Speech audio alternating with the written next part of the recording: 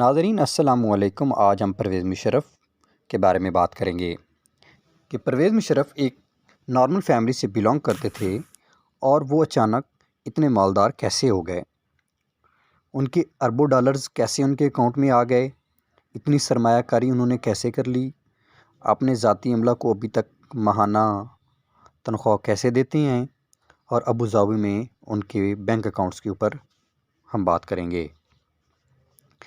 سابق فوجی عامر پرویز مشرف نے بیرون ملک یا پاکستان کے اندر جائیداد کے علاوہ آف شور اکاؤنٹس میں اربوں روپے جمع کیے، لیکن انہوں نے عام انتخابات 2013 کے دوران کاغذات نامزدگی جمع کراتے وقت بھی ان اثاثوں اور اکاؤنٹس کا ذکر نہیں کیا۔ ان کے آف شور اکاؤنٹس میں اتنی بڑی رقم ہونے کے باوجود نہ تو کسی تفتیشی ادارے نے ان سے سوال کیا اور نہ ہی احتساب بیورو نے ان سے اربوں روپے اپنے غیر ملکی اکاؤنٹس میں کیسے ڈالے۔ تاہم پاناما لیکس کے تناظر میں وزیر اعظم کی جانب سے بنائے گئے انکوائری کمیشن کے پاس وسیع دائرہ کار اور اختیارات ہیں، جو سابق عامر پرویز مشرف سے سوال کر سکتے ہیں کہ ان کے پاس اربوں روپے کہاں سے آئے جو کہ ان کے آف شور اکاؤنٹس میں رکھے گئے تھے۔ مشرف، جو کہ آرمی چیف کے طور پر ریٹائرڈ ہو چکے ہیں، حال ہی میں ان کے آف شور اکاؤنٹس میں دیگر منقولہ اور غیر منقولہ جائیداد کے علاوہ تقریباً 2156 ملین روپے کی نقد رقم موجود تھی۔ تاہم الیکشن کمیشن میں جمع کرائے گئے اپنے سرکاری کاغذات میں انہوں نے اعلان کیا کہ ان کی جائیداد کی مالیت صرف 626 ملین روپے تھی۔ سابق عامر کے ساتھ قریبی تعلق رکھنے والے ایک ذریعے نے دی نیوز کو بتایا کہ مشرف کے دبئی اور لندن میں کم از کم 7 سے 10 آف شور اکاؤنٹس ہیں، جن میں سے 2012 میں 2156 ملین روپے کے مالیت کے ڈالرز، پاؤنڈز اور درہم کی بھاری رقم موجود تھی۔ ذرائع کے مطابق پرویز مشرف نے غیر ملکی بینک اکاؤنٹس کے علاوہ بیرون ملک بڑی بچت کی سرمایہ کاری بھی کی ہے، تاہم ان سے زیادہ منافع کمایا جا رہا ہے۔ تاہم سابق فوجی عامر نے کاغذات نامزدگی جمع کراتے ہوئے الیکشن کمیشن آف پاکستان میں موجود اثاثہ جات کے ڈکلریشن جمع کرائے تھے۔ اس کے مطابق انہوں نے اثاثوں کی کل مالیت جو ڈکلریشن فارم میں بتائی تھی وہ تقریباً 626 ملین روپے تھی، جس میں خالص اثاثے 1.96 ملین شیئرز بھی شامل تھے۔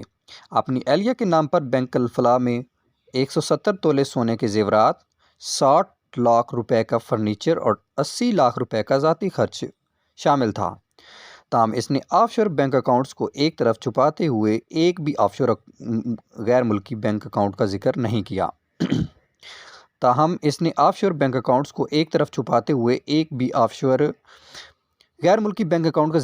کیا۔ اس بات کا کوئی اشارہ نہیں ہے کہ اسے کسی نے فنڈ فراہم کیے اور کیسے شاندار طور پر یہ امیر بن گئے۔ لیکن ریٹائرڈ جنرل نے بیرون ملک یا پاکستان کے اندر جائیداد کے علاوہ آف شور اکاؤنٹس میں اربوں روپے کی رقم جمع کرا رکھی تھی۔ اپنی کتاب میں ان دا لائن آف فائر میں مشرف نے اعتراف کیا کہ واقعی وہ ایک عاجزانہ پس منظر سے آئے تھے جہاں ان کے پاس پیسے نہیں تھے، لیکن اب وہ پاکستان کے اندر مقیم اپنے ذاتی عملہ کو کم از کم نصف ملین روپے ماہانہ تنخواہ کے طور پر ادا کرتے ہیں۔ ذرائع کے مطابق پرویز مشرف نے غیر ملکی بینک اکاؤنٹس کے ساتھ ساتھ بڑے منافع کمانے والے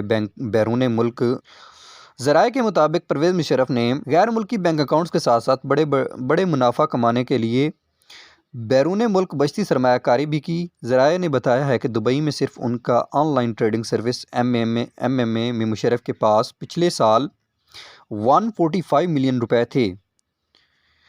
یونین نیشنل بینک میں، جو ابوظہبی میں ایک سرمایہ کاری بینک ہے، مشرف اور ان کی اہلیہ کا مشترکہ بینک اکاؤنٹ ہے، جس کے اندر تقریباً 391 ملین روپے پڑے ہیں۔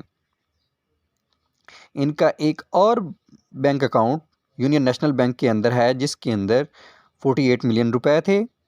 اسی مالیاتی ادارے میں متحدہ عرب امارات کے درہم کے ایک اور اکاؤنٹ میں مشرف کے اور صبا کے پاس تقریباً 174 ملین روپے تھے۔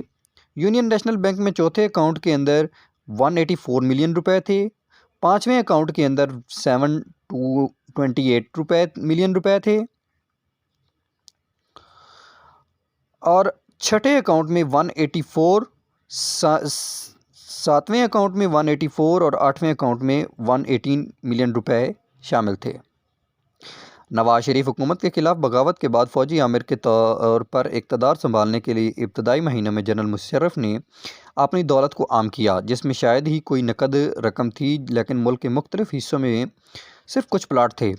مشرف نے پاکستان کے مسٹر کلین ہونے کا وعدہ کیا، اب وہ ارب پتی کیسے بن گئے؟ $1 ملین سوال ہے، ناظرین آپ کے اوپر چھوڑ کے جا رہا ہوں۔